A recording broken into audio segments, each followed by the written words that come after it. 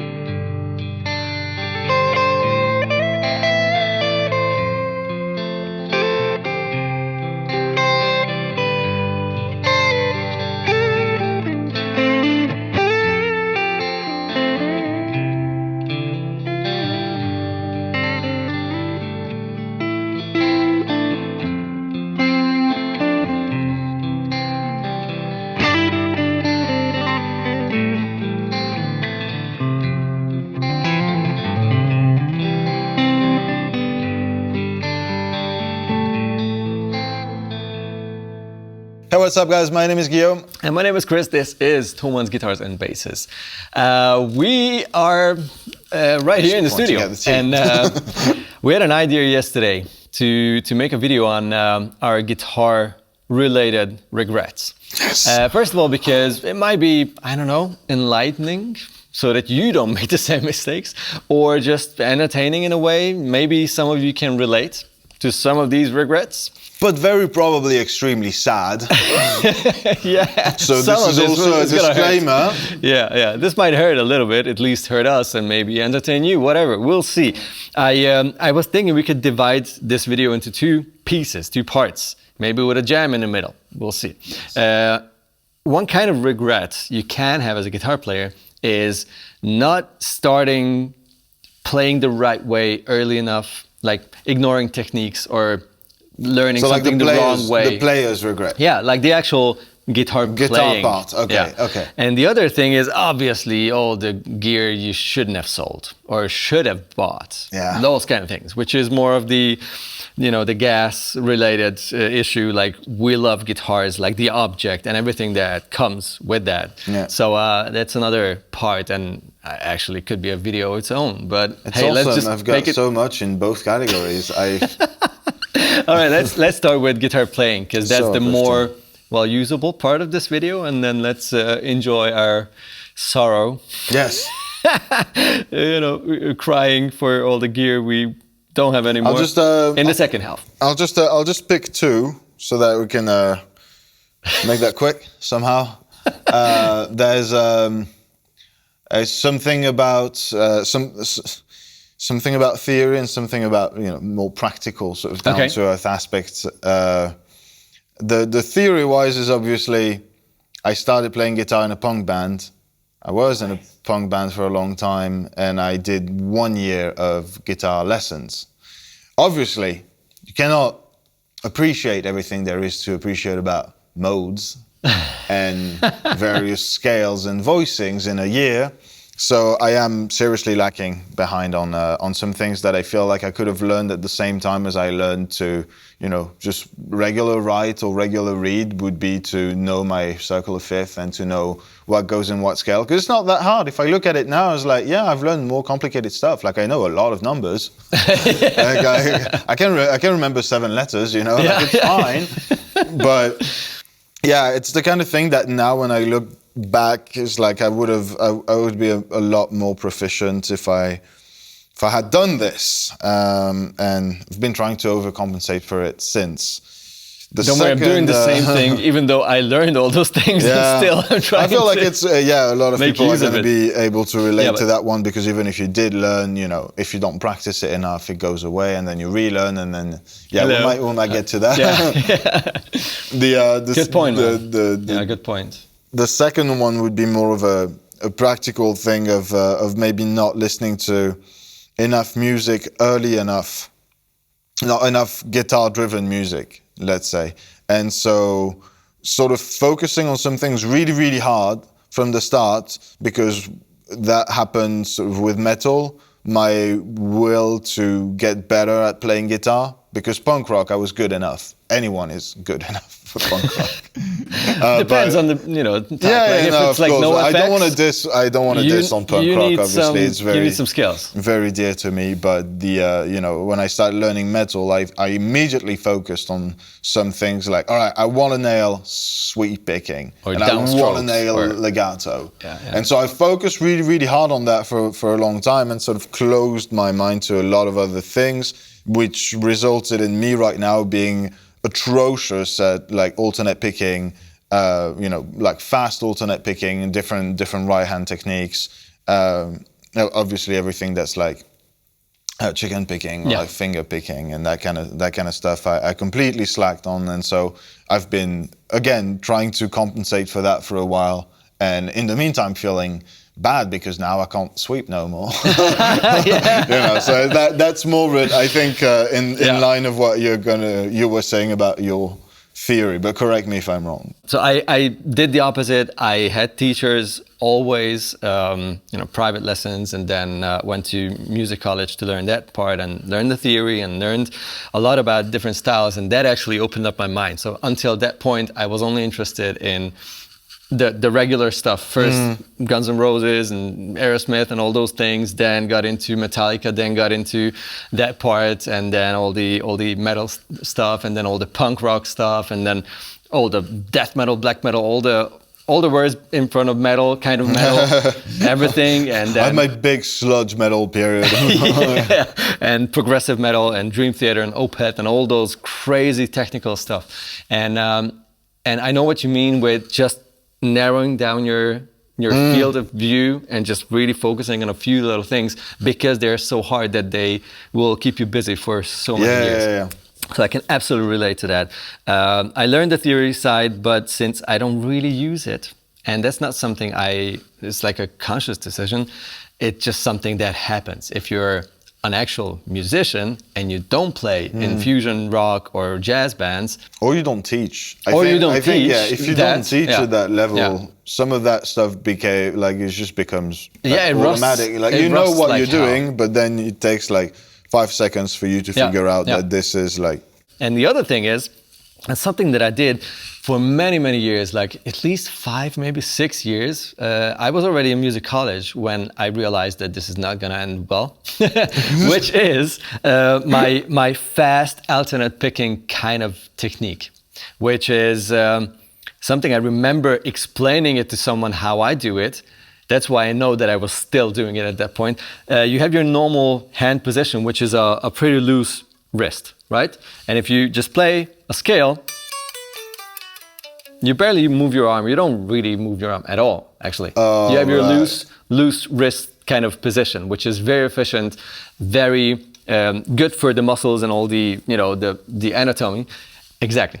And then I started doing the Zakk Wylde thing. Yeah, I was gonna say Marty Friedman as well. I stiffened up my underarm, especially when I was actively playing like really fast, Halloween, the band, maybe the speed metal band. Halloween, that kind of music, and it's a lot of really fast. Wait. That kind of stuff, and I started realizing that I can get there faster if I just stiffen the wrist and just do it from the elbow. Oh God. Yeah, terrible idea. And then I figured out, hey, if I do these fast 3-note per string kind of thing, I can still do that with that technique. It's like, oh, awesome, yay! But as you can tell, it's super inaccurate. Like, you can totally miss notes if you're doing this, and well, not everyone probably, but most of us will mess up like the arm. Yeah, if you're practicing guitar, you don't got no time for the gym, so you kind of have to, make do. But so I'm not saying that this is all wrong, and everyone who does it like this is doing it the wrong way, because clearly there are people who would have some very weird Do we technique. have anyone in the comments doing physical therapy and able to tell us what's best? Please. Yeah, that would be really helpful. But I mean, if you look at Zach Wild, how he's playing, he has his wrist sort of anchored like this, and then the pick almost looks like the like a hawk. Yeah. You know.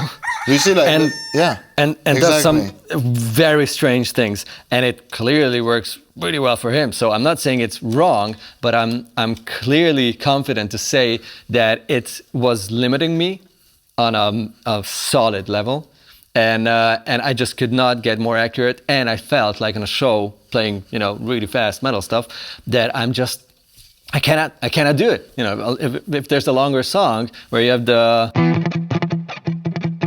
that kind of rhythm, it was not possible to get through that 4 or 5 minute long song. Yeah. So that took me almost 2 years to work on having the wrist chilled out again and sort of loose enough to get somewhere close to that tempo and accuracy. And then started playing the blues. Yeah, exactly. That still doesn't change the fact that I will never ever be a super accurate, super fast player. That was my goal, and then I gave up on it because it just never worked, however I tried. But this way, I never ever had pain in my arm anymore again. I had more constitution, like I got through gigs and never had any issues with long practicing periods. It's also hard to come to realize that type of thing alone, and I think for that reason, if not for lessons, because a teacher is going to be, you know, biased in a way because of the way that he learned the instrument, the way that he places his arm or wrist or, you know, whatever. But like playing with people in general and other guitar players, being in an environment where you can play with other guitar players that might have learned some things from that guy, and they're going to be like, why are you doing this? Why are you trying to do that? This is so much more effort than what you could do.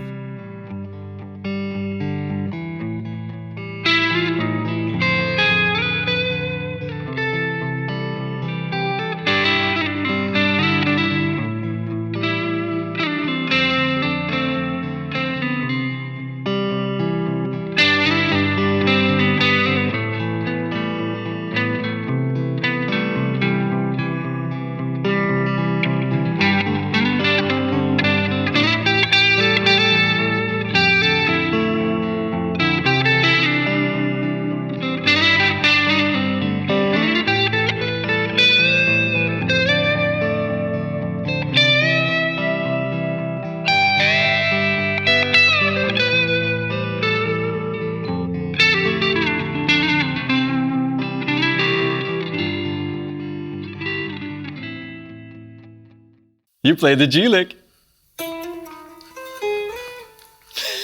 If anyone knows, like I'm still convinced that this isn't mine, but I can't for the life of me remember where I heard that. So if anyone knows it, it goes like that.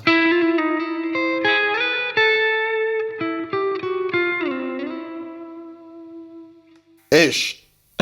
But I don't know where I heard it, so yeah. It reminds me of something, and I cannot tell what. Maybe a film score, maybe... because I did that, I included it on Instagram the other day, and someone was like, that felt like James Bond. And I was like, that too. It's true, it's the same kind of scale. It's like, I don't know if it's minor melodic or harmonic. It sounds more melodic. One of those, but like, I know, but I'm pretty sure it's not from James Bond, but it might be, so I don't know. Yeah, if you have an idea, clue me in the comments. Let's talk about regrets. Regretting selling gear, whatever it was, guitar, amp, pedal, or not getting something when you had the chance. You want to start? Yeah, sure. When I was a wee lad, Daddy. Someone offered me a Dumble amp and a clone for... No, I'm just kidding. What? I actually don't have that many regrets. There's a couple of things that in retrospect I wish I could have kept for like posterity's sake. Now that some of the manufacturers have closed, or like they've changed a new version of that pedal or that pedal. Ah, okay. You know, yeah, good point. There was a few. What is it called? I would have kept the Duelist. I think at the time I sold it to to fund another pedal, which I'm really happy with. But like just for collector's sake, now that they're on to V4 of that same pedal, I would have liked to keep that one. The thing is, like, I think I've just been really smart with my wow. Maybe I've been just smart about selling stuff to the right people. So like the two guitars that have sentimental value to me that I don't have anymore are with friends. My blue Strat is with Rich. Of course, the Japanese Strat. Exactly, and that guitar was something special. It was first NAMM, I was with Andy, and it was like a whole thing of just buying that guitar. So that guitar is very dear to me, and I'm glad that it's with someone who appreciates it and with a strict order of telling me if he ever wants to sell that guitar. So that's cool. The other one is an Eclipse 1000. Nice. That is with one of my closest friends as well. And saying, the LTD, nice. Yeah, the LTD. Nice. Like I think I sold that guitar because I wasn't playing much metal at all at this point, and she was only exclusively playing metal. So sure, makes all the sense. So yeah, but again, those guitars are in good places. I know if they ever want to sell those, they're coming back to me. You'll get a call. So, yeah. Okay. Wow. I don't envy you, but you made good decisions. I've had a lot less gear, I think, than you did.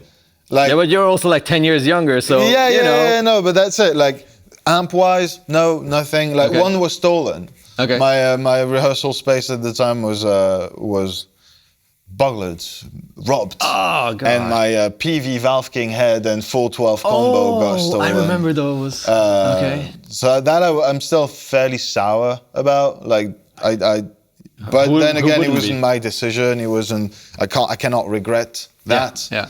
I regret being robbed. I've got plenty of other things. So.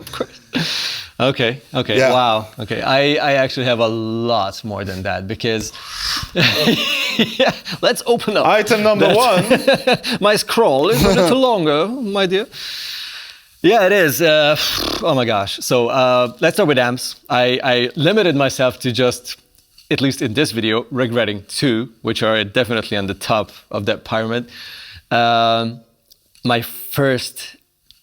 second tube amp and second actual professional amp, a Super Elite 100, a Plexi. Yeah. It was not one of the actual Plexi ones, but the old school that kind of switch. It had the plastic switches, the black one and the transparent red one. Yeah. So it was a bit newer. Not sure which, maybe late 70s, maybe just before they released the JCM 800. Later version, so not the super collectible ones, but an amazing amp, super loud, super heavy, way too big, and I was into Dream Theater. So it's like, it's basically clean unless you absolutely gun it, which is like gonna make you deaf immediately. I was like, what should I do with it? Bedroom amp. And then I purchased a Line 6 pod and used that in front of it, which is a different story. I regret that. See, too. I wanted to go into because that's not that how video. I would use a pod. It was a great piece of gear. Better and but I would have used that line because that sounded much better line than through like such an iconic amp. Someone should have hit me in the son, wake up. Put two pedals in front of it. One of it has to be a tube screamer, another some sort of a drive pedal. Stack those into the Marshall and you'll have the sickest high gain sound if you want to. If I only knew that. I didn't, so I sold it. That's how I know that time travel isn't real. Otherwise, that kind of thing is like, oh yeah. Would have never happened. I would have went back and just, shook myself like, wake up. Time travel is what you want to do during this lifetime. And don't sell it. Yeah, so that's, ouch, that hurts still. And the other one is a little less terrible, but still, I kind of really, really miss my triple rectifier. I used to have like this amp journey went on, like, having the Super Elite 100, the Plexi, sold it for something more gainy, then sold that for something more gainy, and just worked myself up in many, many years to having my dream amps. First was a Mesa Mark III combo, which was a combo, and I wanted a head because I was a metalhead, and you don't want combos if you're a metalhead for some weird reason. And then I got my triple rectifier, which was amazing. I loved it, and I sold it for another head, another amp, and yeah, too bad. That one hurts me less. But I agree. I thought you'd mention your I probably forgot Wolfgang guitar.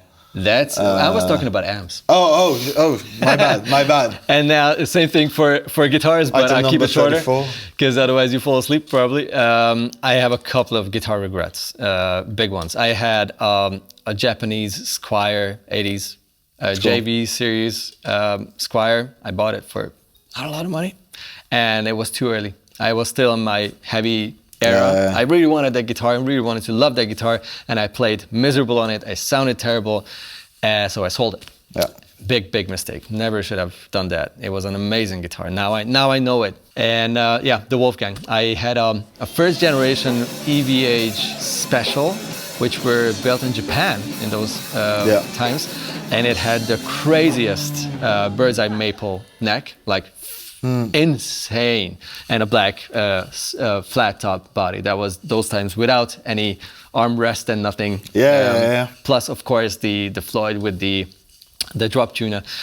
Why, oh why? Well, And then a couple of other guitars, but I just limit myself to one more, which was a '92 PRS 10 top custom 24, gray black, like see-through gray, crazy flames, amazing neck and sound, and beautiful with a nice amount of wear. Like it didn't look like the put it in the closet and the behind glass kind of guitar. It had some dings and scratches and never should have. You guys take it easy. Let us know in the comments below as told what are your regrets and what are you maybe even happy about selling because it was just pointless keeping that old stuff, whatever that was. There's some happy things too. Or sold something to someone who appreciated it much more than you did, which is the best kind of selling. That's the thing that I did. Yeah. Good job. Let us know. Let us know in the comments. While you're down there, please consider liking this video if you did. Subscribe to the channel. Ring the bell so you don't miss out on the 15,000 videos that we put out every week. Every day. And I really enjoyed this one, man. Yeah, it was cool. Pretty intense and personal. A lot less sad than I expected it to be. It's kind of a, you have a smile. Sweet and sour. Plus the sorrow. Yeah. It's kind of cool. All right. You guys take it easy. Bye.